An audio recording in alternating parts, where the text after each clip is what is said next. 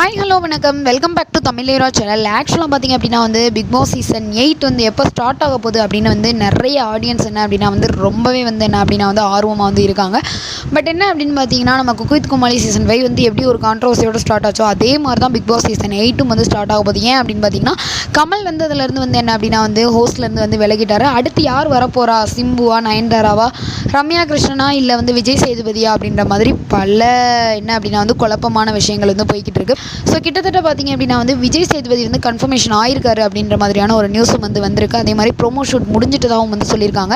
ஏன் அப்படின்னு பார்த்தீங்கன்னா இப்போ அந்த செப்டம்பர் ஃபர்ஸ்ட் வீக்கில் பார்த்திங்க அப்படின்னா அதோட ஃபஸ்ட்டு ப்ரோமோ இதாக ஆரம்பிச்சிடும். அதுக்கப்புறம் போட்டியாளர்கள், அதுக்கப்புறம் பார்த்திங்க அப்படின்னா அக்டோபர் ஸ்டார்டிங்லேயே என்ன அப்படின்னா இந்த ஷோவும் ஸ்டார்ட் ஆக ஆரம்பிச்சிடும்.